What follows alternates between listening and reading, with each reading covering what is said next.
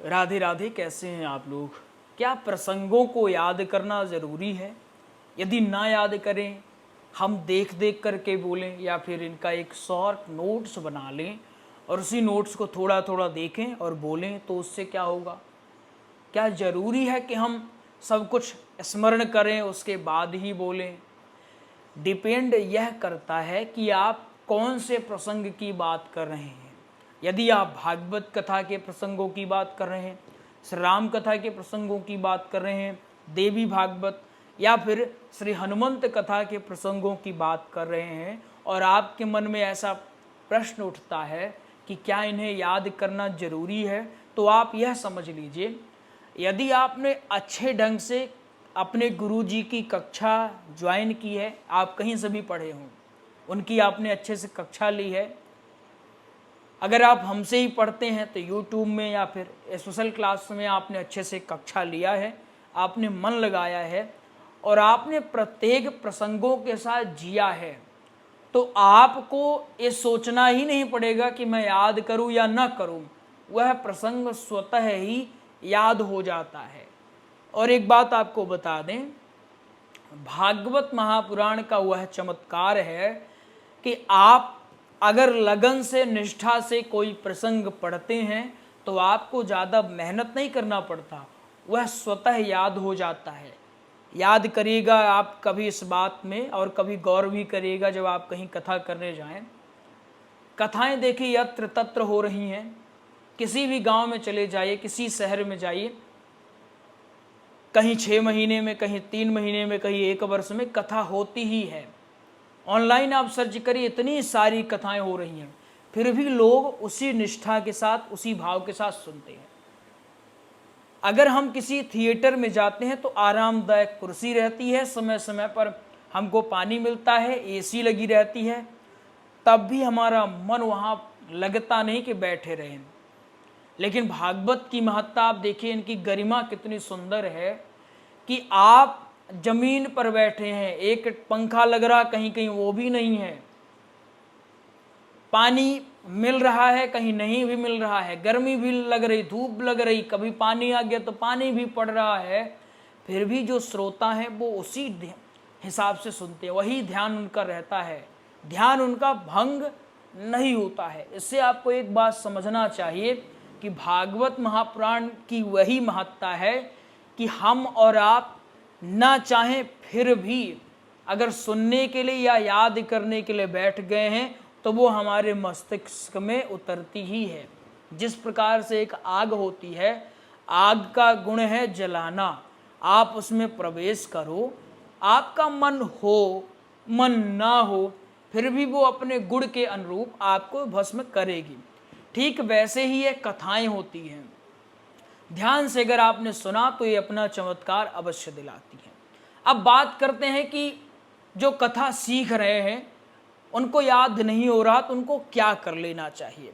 पहले तो आपने समझ लिया, तो कृपा से याद होता है, लेकिन और कुछ तथ्यात्मक बातें हैं, उनको जान लेते हैं कि याद ना करने का नुकसान क्या होता है या याद क्यों करना चाहिए, उसको जानते हैं। देखिए, जैसे मान लीजिए यही बात जो आपको हम अभी बताए, यदि हमें ये सारी बातें याद ना होती, हम देख करके बोलते और हम ऐसे मुंडी नीचे कर लेते और कहते कि आपको याद कर लेना चाहिए, आपको ऐसे बोलना चाहिए, आपको वैसे बोलना चाहिए, तो आप विचार करिए क्या ऐसा भाव आता?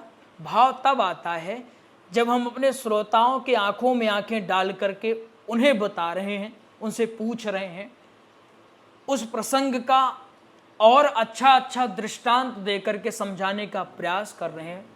इससे हमारे बीच और हमारे श्रोताओं के बीच एक अच्छा सा संबंध स्थापित रहता है। क्लियर? जब हमारे और श्रोताओं के बीच अच्छा संबंध स्थापित रहता है तो श्रोता वहाँ 3 घंटे 4 घंटे बैठ करके कथा सुनते रहते हैं और भाव भी आता है। आपको यदि हम पढ़ाएं और इधर उधर देख करके पढ़ाएं या मुंडी नीचे करके पढ़ाएं, आपकी तरफ बिल्कुल ना देखें, तो आप विचार करें आपको क्या वह भाव आएगा? क्या आप कक्षा में बने रहेंगे? आपका देह तो कक्षा में रहेगा परंतु आपका मन भटकेगा। इसीलिए बार बार आपने कुछ अच्छे कथाकारों को देखा होगा, वो कथा कहते हैं, फिर कहते हैं माताओं आप इस प्रसंग को आप बताओ। जैसे गोकर्ण धुंधकारी का प्रसंग चल रहा है, तो क्या नाम था गोकर्ण जी का? गोकर्ण जी का नाम ऐसा क्यों पड़ा?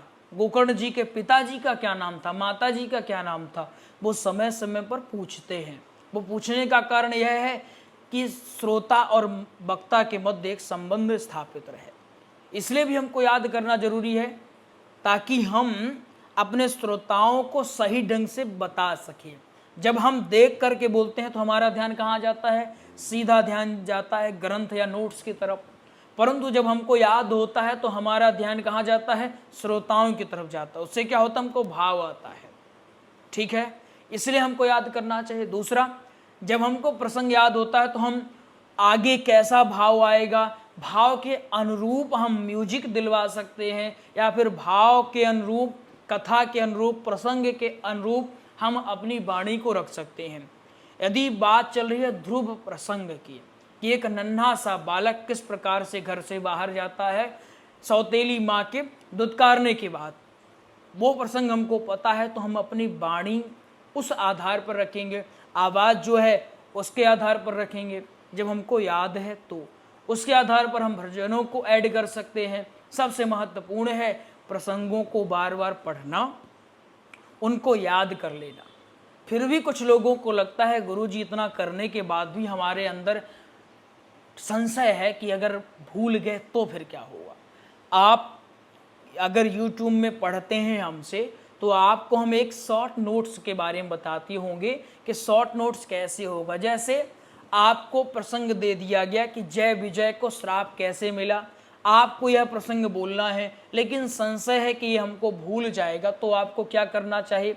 आप साधारण से लिखें जय विजय, जय में गोला लगाइए, विजय में गोला लगाइए, दोनों को ऐसे करके एरो मिलाइए और नीचे लिखिए दो द्वारपाल। ठीक, सनकादिक मुनियों द्वारा श्राप। ठीक, बैकुंठ में श्राप मिला। श्राप का कारण नीचे आपने थोड़ा सा लिख लिया, श्राप का कारण अभिमान आ जाना, आपने उसको सामने रख लिया। आप भाव के साथ बोले जा रहे हैं, जहां तथ्य आपका भूल रहा। अगर आपको भूल रहा कि जय विजय कौन है, तो आपने तुरंत देखा दो द्वारपाल हैं बैकुंठ के। अपमान किनका किया था? सनकादिक मुनियों का। आपने देख लिया सनकादिक मुनि। अब आप सनकादिक मुनि याद आ गया तो आप बोल लेंगे सनक, सनंदन, सनातन और सनत कुमार। इस आधार पर आप शॉर्ट नोट्स के सहारे आप कथा कर सकते हैं। लेकिन शॉर्ट नोट्स आपकी सहायता तब करते हैं जब आपको सारे प्रसंग याद हों। जब आपको प्रसंग याद नहीं होंगे तो शॉर्ट नोट्स भी आपकी हेल्प नहीं कर पाएंगे। विश्वास है आपको प्रसंग समझ में आया होगा। फिर भी कोई डाउट रहता है, कोई संशय होता है, तो आप बिल्कुल कमेंट्स के माध्यम से पूछ सकते हैं।